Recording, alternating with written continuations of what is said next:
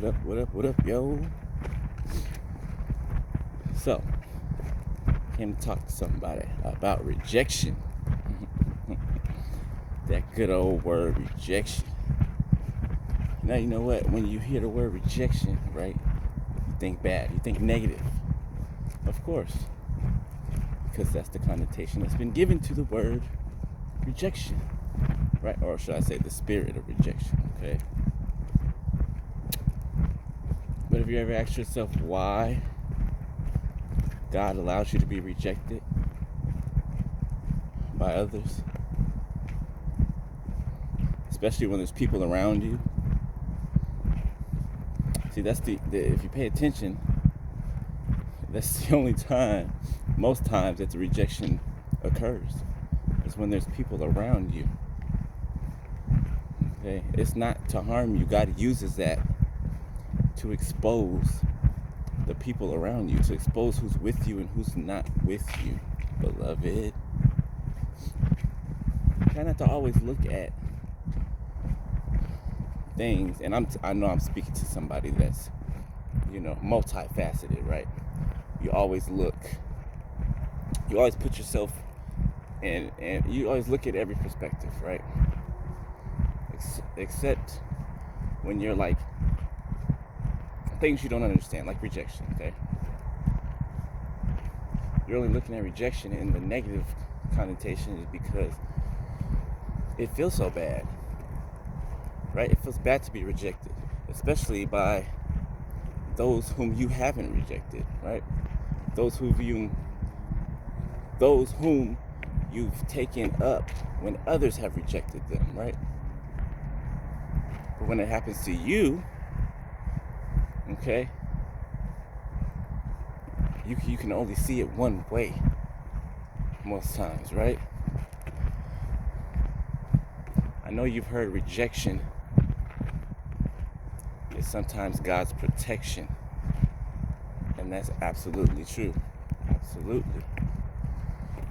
God will allow you to be rejected by others, by the world, right?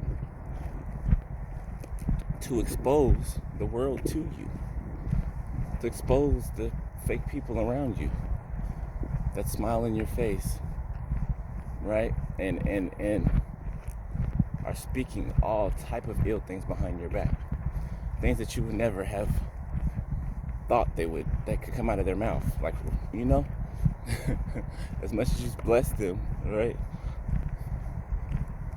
You fit the bill on everything, right? You don't make them pay for anything.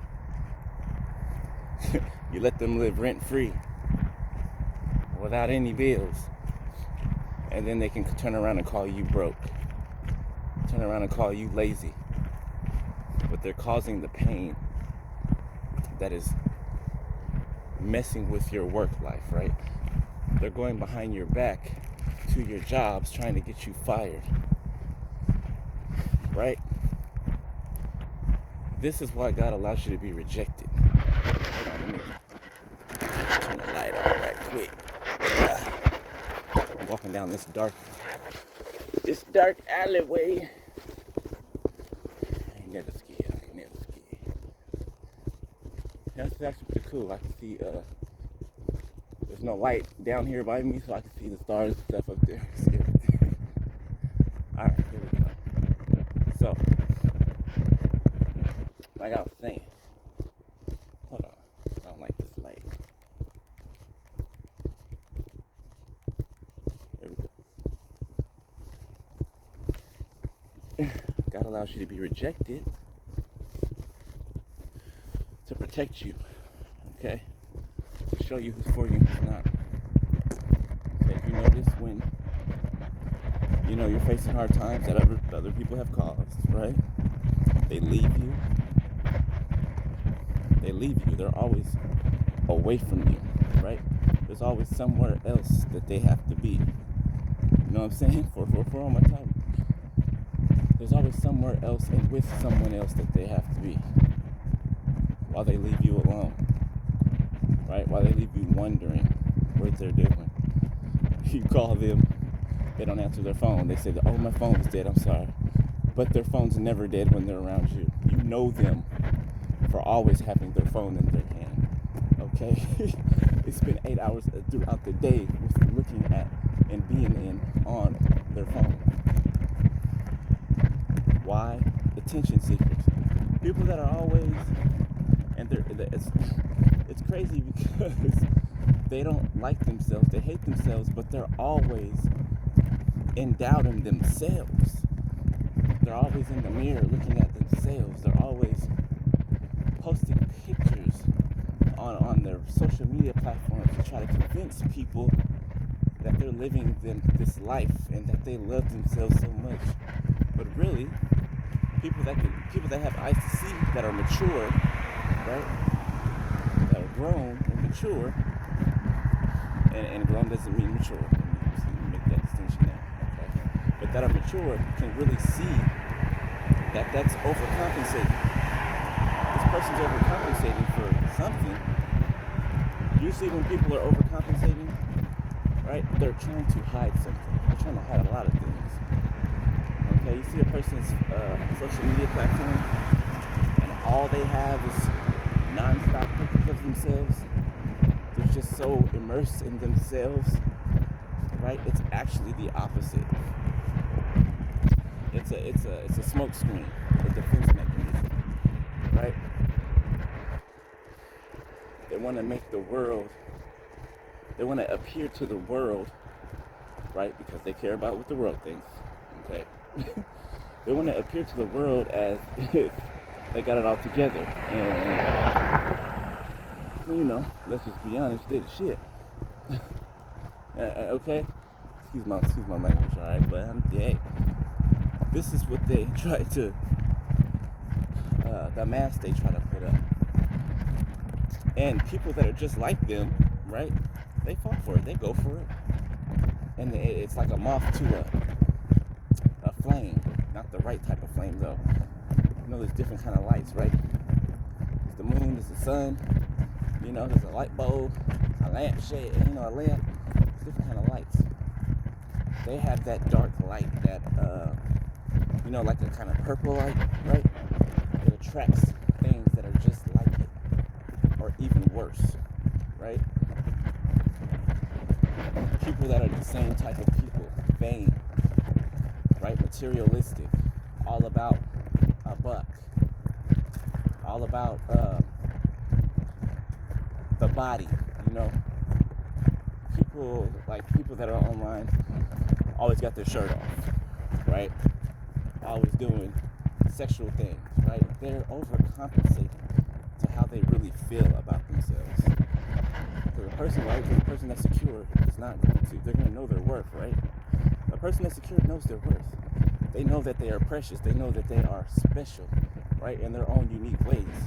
And they're not just going to let the world see and have anything the world wants from them.